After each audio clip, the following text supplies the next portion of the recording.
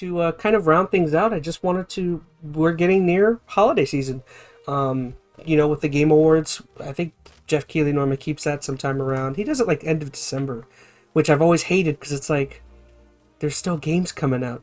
Do it in January. I don't know. That's always been a small gripe of mine. What games are coming out into December? No, not this year. Game. Not this year, but then previous years past, there have been like, I remember there was some title that came out at the end of December, and it's like, oh, so now this game doesn't count towards next year or something. I don't know. A lot of times they still would count it like leading up to the next one. I don't remember. There was a game I remember. I was like, I didn't think it made sense. But either way. So we're getting into award season, and Phoenix initially I think brought up the idea of us kind of just touching on. I don't think we've officially talked about. I don't know if you guys saw, but we have a Chazzy Awards, which we had our first one last year.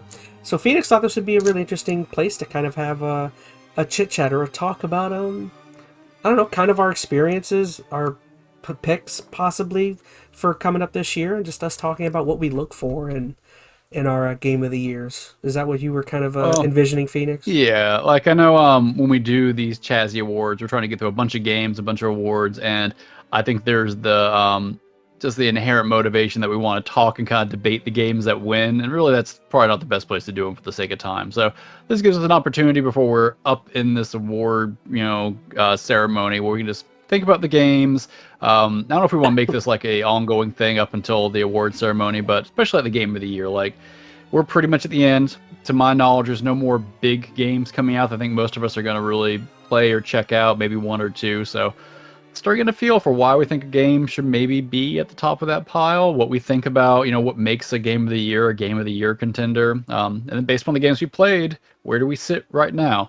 By the way, for those who don't know how the Chazzies work, it's we all vote, so each one of us, we do get a vote individually for whatever category it may be, but it's also open to you guys. So upcoming, I'm sure Chaz will be posting some information on his socials pretty soon about links for surveys. I posted it right on, cause I didn't realize, but like, you actually get a good amount of people that actually see it from my, what is it? You have like a comment section, like right on my actual page, not under the videos.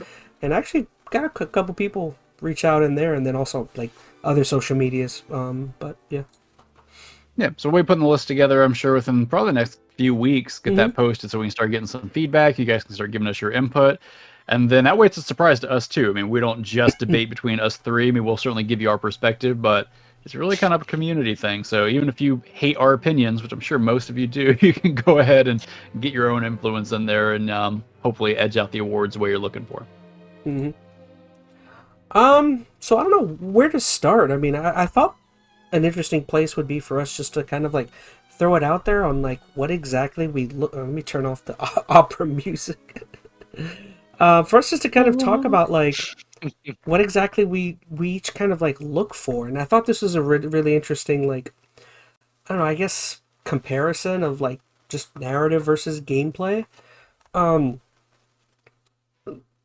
I don't know. Yeah, what tends to be like the thing you guys like to look at more? Do you? Because I'm kind of noticing, at least with, I'm currently playing a game like Alan Wake. Like, I wouldn't say it's the most in-depth form of gameplay, but like, I don't know, that kind of narrative is, I think, what I like the most. I mean, just kind of looking back at like my favorite games again, like a Dead Space or BioShock or Alan Wake. I don't know. What about you guys? You go first, Metal. What makes a game of the year? I would say more along the lines of like. To you, not just like. Oh, to me? Oh, yeah. Well, for me, I guess it would be like, story's definitely one of them. I think that's important, but I think gameplay, the way, the game kind of feels overall, especially if it's like a franchise type of game, if it's been, if there's been other ones before, how much does it stack up now compared to others? Things of that nature, where everything just kind of comes together into like a nice package that is a very memorable package, not just something that's like, oh, this is great. Like, I had so much to say about, you have Zelda there, and we have so much to say about that game. We can talk about that for like 45 minutes. Would that be game of the year for me? Yeah, probably not. I mean, but I did put about 100 hours in it. Mm-hmm. Give or take, like, but that's a lot of, Well, Zelda, they give you things to do, but you know, Zelda to me is a good point to kind of look at, in my opinion, in terms of like, I think while I'm liking Alan Wake, is I'm loving the narrative. I'm loving most of the main points about it, and I think with Zelda Tears of the Kingdom, I think that's what was like lacking for me a little bit. Is while I did love the gameplay, I liked most of the elements of it. I don't know. For me, the narrative just wasn't maybe quite as in depth as I would have liked, or I don't know. And I understand maybe that's not the point of most Zelda games, right? They don't have like the most in-depth type narrative, or maybe tight narrative. Maybe those games are more about the gameplay. I don't know. Feel free to tell me I'm wrong on that if you guys disagree. You're wrong.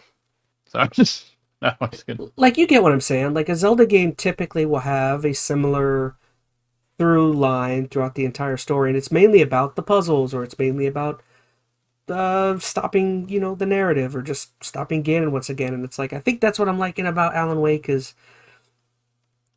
I don't know, it doesn't feel like it feels like every chapter or different section of Alan Wake is kind of drastically different than the previous one. I don't know if it's less. I can't think of the word. It's predictable. It's hard to compare those two games too, kind of less because predictable. this is a big Yeah. this is a big game compared to like Alan Wake, which is like I'm assuming that's a little bit more like linear. Yes. Yeah. Right. Lot more. So linear. that's really hard to say. Like obviously, given if that game was more linear, then I would have a different, like an older style like Zelda game. Probably I would have a different opinion. I think I find that take interesting, especially if we're thinking on just Zelda games. Like, as far as narratives go in Zelda games, this one was actually pretty good, I thought. It was compared to like Breath of the Wild. I thought there was more narrative. I thought it was handled better.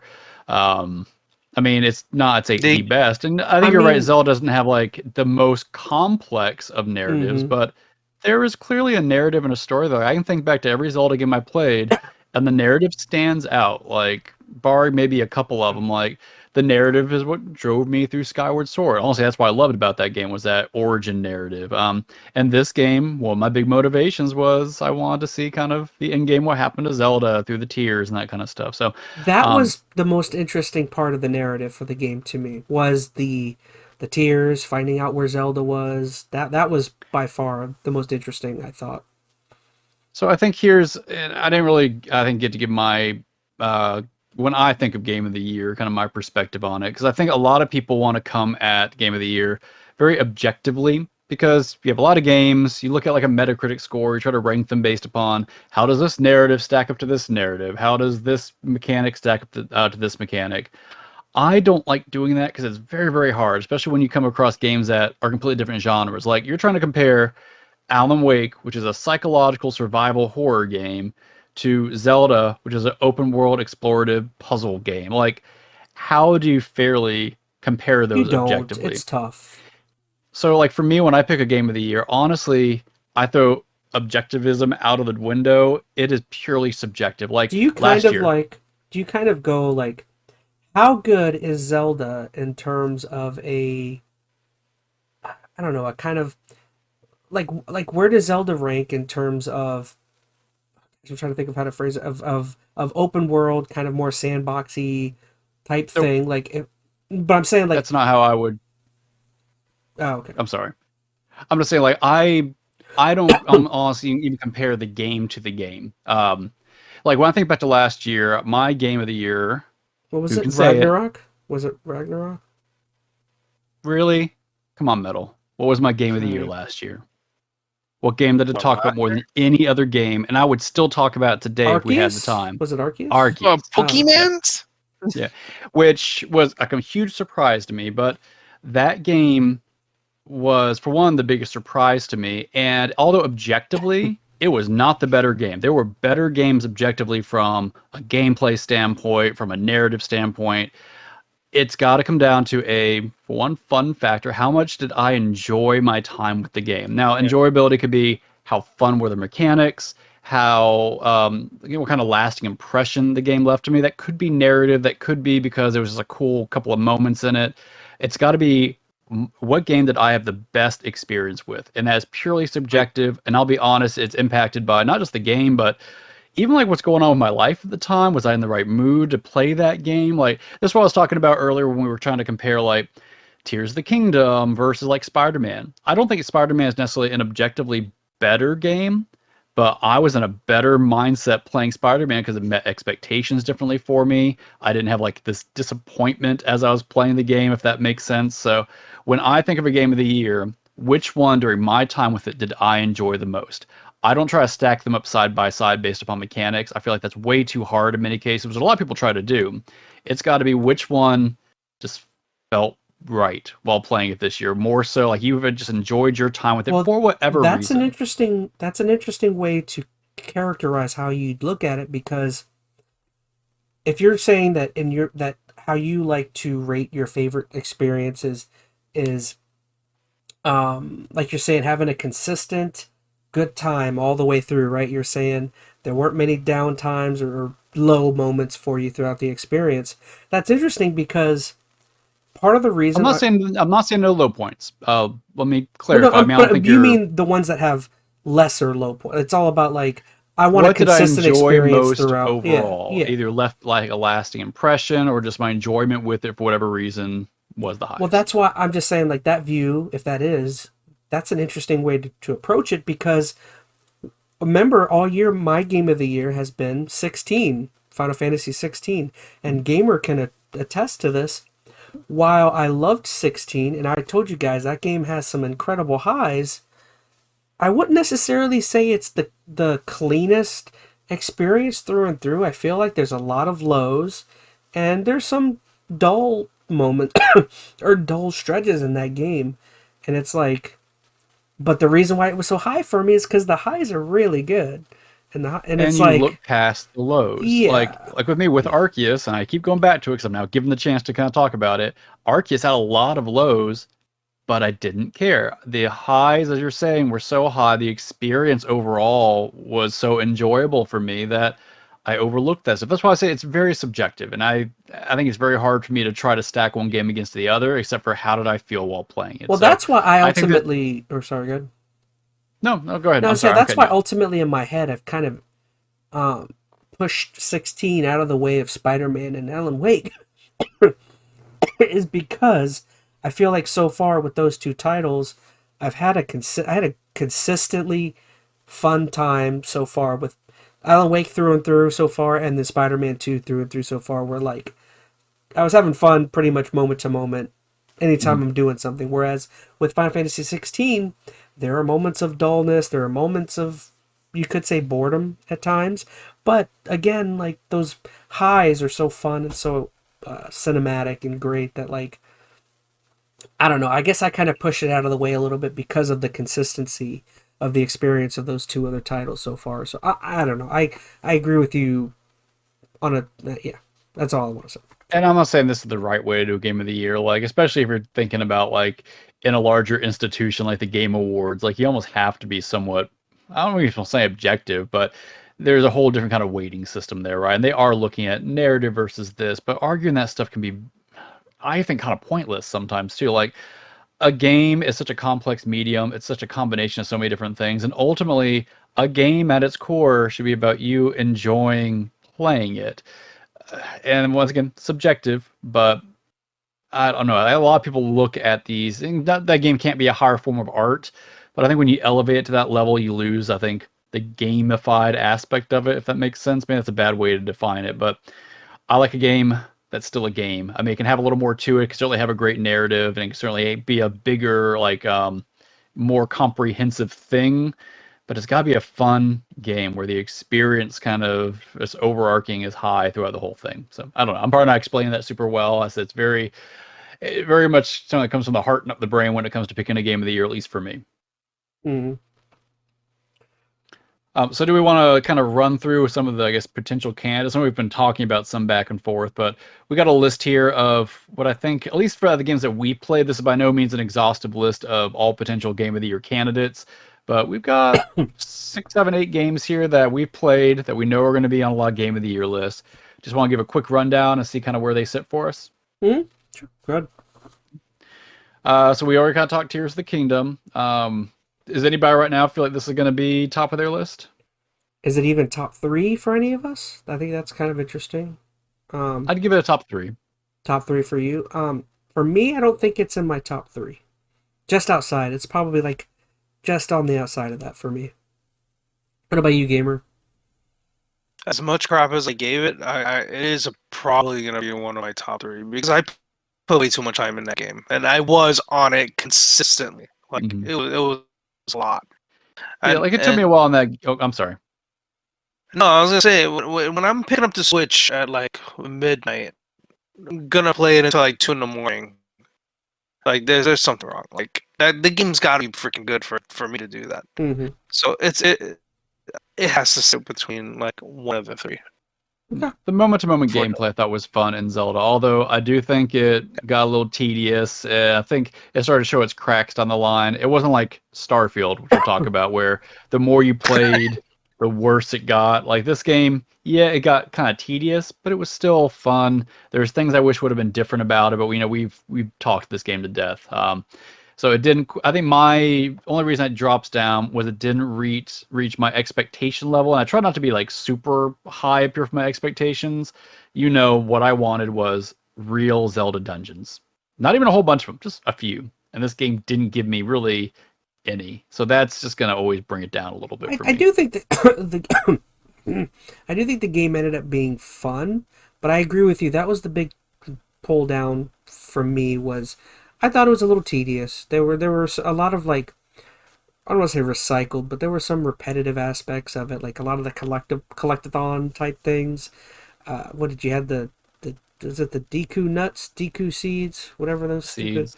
Yeah, those were annoying. Actually, were those in this game or was that Breath of the Wild? Yeah. Oh, okay. No, they were here. Yeah, you had the Korok seeds, not Deku. Korok. Korok. There you go. I don't know. It's just. It was fun. I'd be hard pressed to act as though I got anything out of this that I wasn't expecting. Maybe is my one problem with it. I think what slowed it for me. What slowed it down was all the building. Yes. Yeah. Like I enjoy the building mechanic. I'm not doubting it because that's a pretty awesome mechanic that they have there. I just think it just slowed everything down. Like you're playing. It's just like and then you have to. Every single freaking time you go down to the depths, you gotta get something to build. It's like, okay. But then all of a sudden you can get auto build and it's like, yeah, build for you automatically. It's like, oh, geez. I think the depths I guess. I think the depths could have been an incredible experience. I personally feel like it was a little undercooked. Like I didn't feel like I feel like it could have been a much smaller area and they could have packed it with perhaps more interesting stuff. I think, well, although that would have ruined the aspect of it because it's supposed to replicate the place above. I just felt like it was just kind of too open. There wasn't that much that was super interesting. Yeah, I think the part of it is, I think this game in general, I think Miyamoto or somebody said to this extent, like, I don't think they really ever want you to 100% this game. Like, you can, but I think it's a game where you should be like, you hop in, you experience part of it, you kind of move on to the next thing. Like, in small samples, the depths I thought was perfectly fine. I went through and tried to map out the entire freaking thing. And I think that's when the cracks start to show. You start realizing, oh, that's just kind of repeated from over here. This space is empty. That's redone. But if you just like randomly fall on a spot, hang out for a few minutes, and get out of there, I think it keeps it fresher. And I think that's true for a lot of things in the game. If you just kind of take a little smattering of each element and kind of work your way through the game and don't try to comprehensively do everything, you're probably going to have a better overall feeling about it because it doesn't feel like it dragged on or got repetitive too much. But if you try to, which is the way I play a lot of these games, exhaustively go through every section, every area, look for all the shrines, this game wears thin after a certain point. So we don't spend forever on it, but I enjoy the game. It's not going to be my game of the year. I'd probably put it number 3 if I had to rank it somewhere. That's The game's closer at to least where on the list that's that I closer have. to where I'd have it.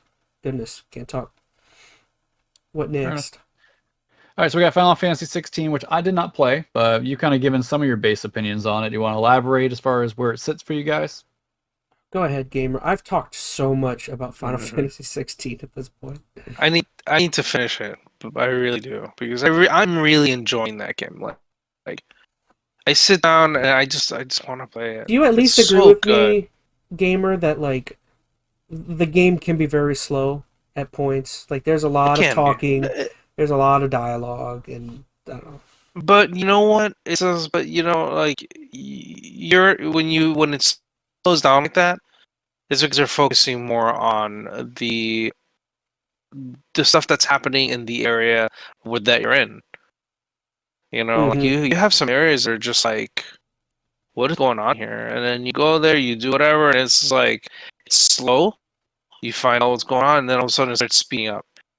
It's like, what is going on? Like, and then before you know, you're getting to a battle with the black shields. You know, it's like, what the hell's going on there? Like, it's pretty it's like a little roller coaster, and I think that's what it kind of tugs you around a little bit, which is kind of nice. Gosh, I said I don't want to talk about it. I'm gonna bring up more stuff. I do think in the end, the flaw for me with this game is that it went on for probably too long, for how gosh, I don't want to say narrow the game is. Linear. The game is far too linear to have gone on as long as it did. Like, I feel like if they would have kept the linearity but made the game 10, 15 hours shorter, it could have been an amazing experience. Like, gamer can attest, some of those fights with the icons are like so freaking good. Fun, and it's just like they're so fast. Yeah. They're just like hack and slash nonsense. It's just freaking great. Again, because the game's linearity and because of how it's really not that difficult in terms of strategy and stuff. It's like it shouldn't have gone on as long as it did. I think that's going to end up being my thing with this game. Is just like if they would have made it a more tight experience, it could have been incredible. Yeah. Yeah. I mean, the story so far, at least for me, has been really good. Story's so fun. I don't know. Yeah, it's just. I mean, there's like you said, maybe it is. I'll find out when I get there at some point. But you know, the highs do trump lows for me. So no. I would say that will probably sit at like a 2. Yeah. So which one's that is so good. Yeah. Which one's so next is Baldur's Gate 3, which I know I played a lot of people out there. Amount of time. Yeah, a lot of people I know rank this very, very high, and I think we're going to see this name pop up a lot in Game of the Year conversations based upon the general public reception and critical reception. I think Chaz, you're the only person who's played it, and I thought it was like keen on it. No. You didn't finish it, right? I did not finish it. I got maybe 10 hours in, 10, 15. I thought it was like I see why people love it. I see why it's an incredible game. I just felt like I don't know. Maybe for me, I felt like I can't think of the word. It was almost like option overload. The game lets you do almost darn near whatever you want, and I guess I just felt like I don't know. I can't think of the word, like overloaded. Your brain couldn't take it. Yeah, too much freedom. Again, there's so many you can see on screen on the bottom. There's like. That's not even the full thing. Like you have so many options, and I don't know. I found it kind of difficult because they were like, you not only do you have like powers on the bottom, but you also have another screen that's got an inventory, and that comes up, and that's a whole another set of things. And I don't know. I think what ended up kind of being annoying to me is I ended up not liking the gameplay of the combat. I don't know that I've just never been into like the XCOM turn-based, and to be honest, it's like I probably should have known that going into this game that was a possibility. And other than that, though, like the actual like narrative and the actual RPG-ness of like the D&D aspects of like the dialogue tree and like all sorts of different of avenues you have of like affecting the story around you. That is like the depths of which that you can go to affect the narrative and stuff, like the dice rolling you're seeing. All of that is like fun and incredible. Unfortunately, combat takes up a lot of your time within the game, so if you're not vibing with the combat, it's like, yeah, that's fair. But yeah, like again, it's a truly incredible RPG. Like I think it's incredibly worthy of all the scores people are giving it. Like it really is like a 90. It's just unfortunately an aspect of the game I wasn't super fond of. I don't know. Is that fair, or do you think that's like? I think it's fair. So that's why I think I don't like to judge games objectively, because if you do, I think for many people, this objectively is probably going to be one of their top games. But if that doesn't sit well for you, that's not the experience you had, you didn't resonate with it, I feel like that's perfectly fine. Your game of the year should be what you felt the best playing. So if this is not that, I think that's perfectly valid. But maybe I'm sure you'll get well, hopefully you'll get some comments that will fight back against you. I don't know. Well, again, this isn't like Elden Ring where I would like vehemently argue that I didn't enjoy the experience. I thought there were aspects of this again that I was like blown away by. Like there's some really cool stuff. I don't know. As opposed to Elden Ring, there's no cool stuff in that. Okay, let's move on before you piss off the rest of your two people still on your channel. I already see it coming. I'm gonna have to replay it. It's just like I need to face it. I'll have to play it again here eventually.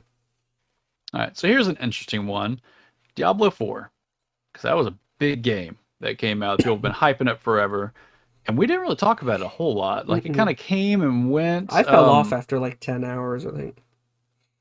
Yeah, I mean, I feel like, I don't know if Metal, your experience is different. I ended up playing it longer after a point. Like, my first run, I beat the story, played through as a wizard, or a sorcerer. What did they call him in this game? I think it was sorcerer. Did not have a great time. And then I switched over to a necro for the first season. My opinion changed almost 180. Like, I feel like the way some of these classes were balanced initially was really all over the place. And I think your enjoyment was really going to depend on if you chose a good class or not. So I enjoyed my time on that season 1. I've heard season 2 is actually really good. I did fall off it. Like there was a point where I got to the grindy aspect of the season. I'm like, I'm going to take a break from this for a couple of days. And it broke the magic real quick. I didn't feel inclined to come back, but I've heard season 2 is pretty good. They've, added more content and fixed some things. And I do feel like if you get the right class, right build, it's still good old Diablo looting. I don't think I enjoyed it more than 3 overall for various reasons that we've talked about. I still think 3 sits higher for me just in the Diablo kind of structure. 3 felt a little more, I don't know how to explain it. Like maybe it felt more arcadey in a way. Yeah, it felt more fun. Yeah. 4, I think, gets to the fun, but 4 also fights you for the fun too. Like they were trying to bring the balance levels down for stuff. It was harder to feel OP, which some people might prefer, but I like Diablo when I get to that power fantasy, right? 3 lets you get there a lot easier, a lot more often. 4, it was hard. And I think that although it was still fun, the mechanics, looting was still for the most part fun, it never hit those same highs as 3. So I was always kind of chasing that. So it never got there for me. So good game. It's not going to fit probably even in my top 3 this year, though. Maybe I'll revisit it in a year and it'll be a very different game. 3 has evolved a lot. But yeah, 4 is kind of mid-ranking for me right now. Real quick in chat, we have Lencho. I guess when we were talking about Baldur's Gate, he said, my friend Gumby loves Baldur's Gate. Baldur's Gate? That's funny.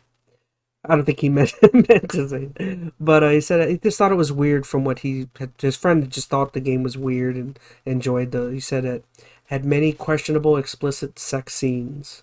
LOL. Yeah, I mean, everybody talks about the romancy stuff. You could romance animals almost puts or me something. off. It almost puts me off to it. Not that I mind that stuff being a game to a certain extent, but to make it feel like that's like a primary focus, it almost feels like in all the media that picks up on it. But maybe that's just, that's media. So I don't know. All right. Anybody else have anything to say about Diablo 4? Metal, I know you played a little bit. Anything? Does it rank anywhere on your list? No, it doesn't. It really doesn't. Oh. Me and my wife have not come back to it. We want it. Maybe we just need to get the time to do so. We've just been all over the place, but I would like to go. I want to give it a chance and try to play it again. I heard that, like, besides you saying that, like, I heard that they did do some fixes and they're trying to balance it out, and it's a lot more fun now, and blah blah blah. And I'm like, okay, I'll get back to it when I can. Hey, Right now, baby, it still sits kind of low. baby, come back. Sure. I love you, baby. Yeah. All right, so here's a fun one. Starfield. Hey, I You don't guys, think you it's guys talk about anybody's that. That's game all of the you. year or not. I don't. Yeah. I heard Chaz likes it. It's like the I, equivalent of Yu-Gi-Oh playing cards. I honestly don't think this is actually going to sit on many people's game of the year list for those who have actually I played through it. I'm sure there don't are some. I just kind of left here because it's a high profile game this year, right? People have been anticipating this for a long time.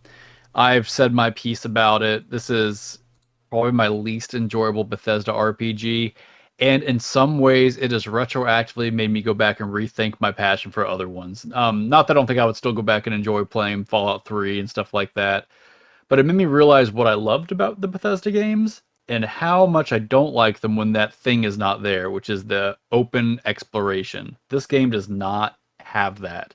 The exploration you have is like super either just artificial or super thin. There's not the you go off in this direction, you're going to find something cool feeling, which for me was always the Bethesda staple. So when you're left without that and you just have those Bethesda systems, the inventory management, which is always pretty mid. Sometimes the conversational stuff is pretty mid. You're just left with a game that sits kind of bland. It's hard for me to even say all of it is bad. I know we've had this argument. I still feel like it is bad, kind of, but I know there are people who are going to find enjoyment in this. But to the make a game, game of the year, the game almost to an extent, like if you, and it's a weird thing to say, but like it, the game can almost make you resent it if you play it the wrong way. Is that a very odd way to put it? Like if you if you don't no. play this game correctly, I felt like you could It's that like bad? hate this game. Define correctly for this game. I think that's my hard Jeez. thing is like how do you play this game or what Don't kind of like mental gymnastics do you don't have to do to explore. make Don't go exploring. but when the game is basically telling you that you should be exploring but there's no real good exploration built into it, like the game is at odds with itself a lot. um I don't know. I had a hard time with this game. I really wanted to, and like this, like I was going about, even like Zelda. It's tough because I me went and you into it love space and we love RPGs, and it's like this should be our wheelhouse. This should be my game of the year in terms of like themes. So sorry, good. No, I mean, I'm trying to remember where I was even going with it. I think it's once again expectations you have going into it and how well does the game meet that. This game, honestly, I felt like I had real low expectations. It was gonna be a real low bar to clear. I literally just wanted Skyrim in space. I didn't care about all the hype. I don't feel like I got hyped for this game. Like I feel like I thought I knew what I was getting into, knowing Bethesda and like looking at the gameplay trailers.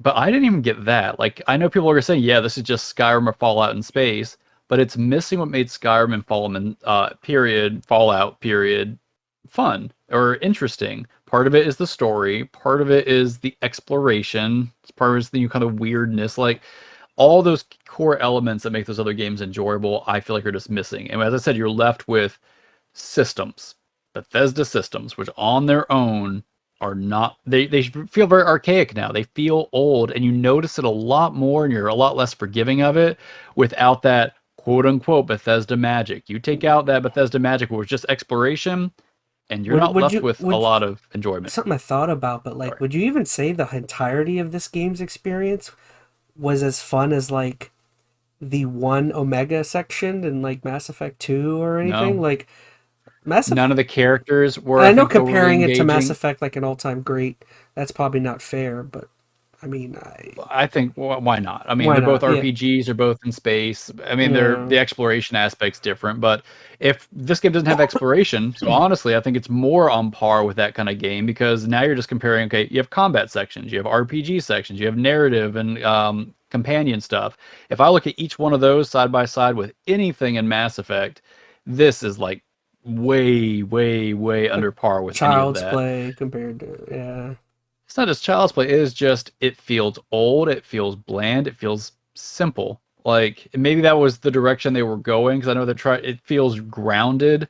That did not serve them well here at all. There could have been something else that elevated it, sure, but this was a boring game for me. And the more I think about it, the more I come back very negative on it. And I hate that, because I know a lot of work went into it, and mechanically, it's probably not quote unquote a bad game. Some people are just like kind of the tedium that I'm sure you're going to go through with this, but it was not me. So I'm sorry. I'm going to rant again if I keep on going. I'm good. This was nowhere near my game of the year. I could tell gamers ready to hit. He's like, shut up, Phoenix. Shut up. I've heard it. I've heard enough. So do we have Just any wait for more? my next Arceus rant.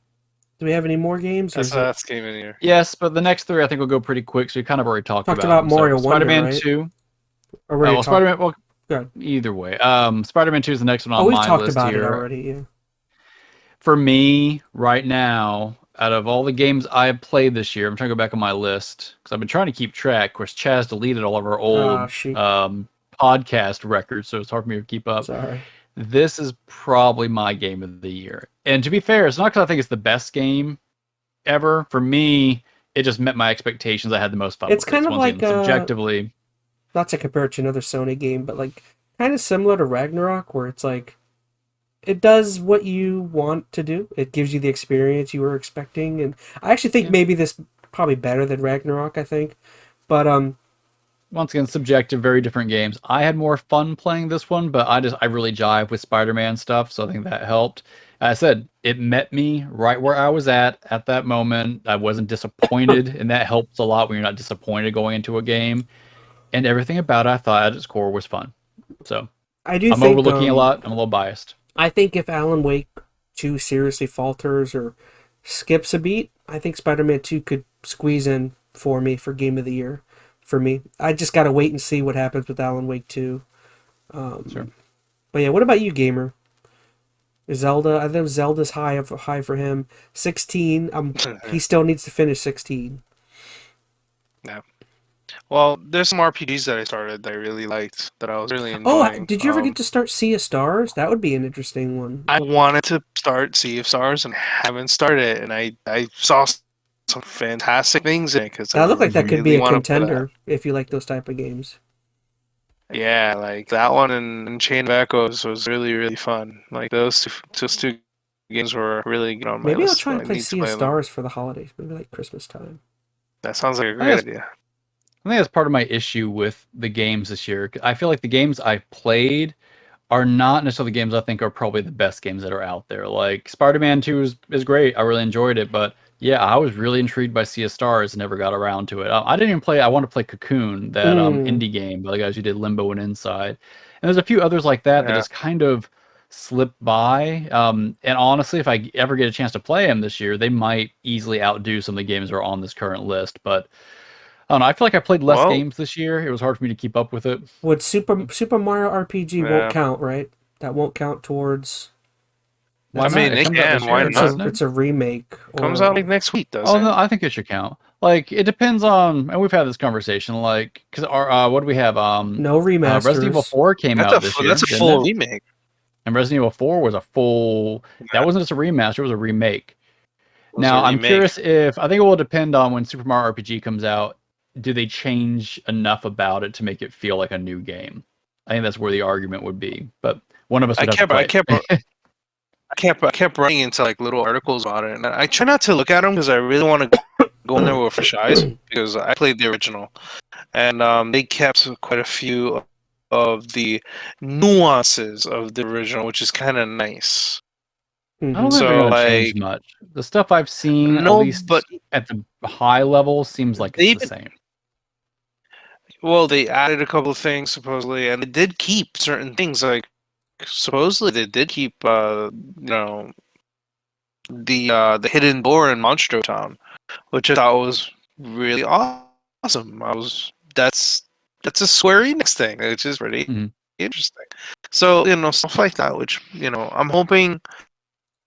I'm going in there pretty blindly with it, so I don't want to be overhyping because that is one of my favorite games of all time. So I want to keep that magic there. So I'm hoping that That's it doesn't interesting. ruin my life. I've never played it, so that'll be interesting to see where I land on that. Because like I said, my top 3 is pretty much there. Alan Wake 2 is in my top 3, Spider-Man 2, and Final Fantasy 16. So let's see if that'd be interesting if it could knock out 16 for me out of my top 3. Yeah. So. Oh, that's pretty much my list. I mean, Wonder was on there, but we talked about it. Alan Wake, we've talked about a little bit. There's probably some other games we're missing, but things for the big high-profile stuff that we've all touched. Huh? We can probably add them as we go. I mean, it's not like it's... If there's anything else. Mm-hmm. Yeah, if a game comes up in the next month or so that we play that, could be a contender, it might pop in here. But I think right now, we are all mostly... We have something in our minds where I think our game of the year is going to go. So we'll kind of start formalizing that. So we'll get the surveys out before too long and get your input. I think each one of us nominates what one of the contenders could be, and then we let everybody else kind of vote on it. Yeah. So, all right. Cool. Okay. So, yeah, that looks like that's everything for us. This went on forever, Chaz. Longest podcast. I know. My apologies. It's your fault. Well, yeah. So I don't know. Say that again, gamer. You cut out. Don't worry about it. Not important. Go ahead. Down in the comments, we'd love to hear what your guys' picks are right now for your game of the years. Is there something we we left out, or are you gung ho on Zelda? I don't know. That'd be a totally fascinating kind of thing to kind of hear what you guys are saying. I don't know. So, I don't know. That's it. We touched on everything for this week.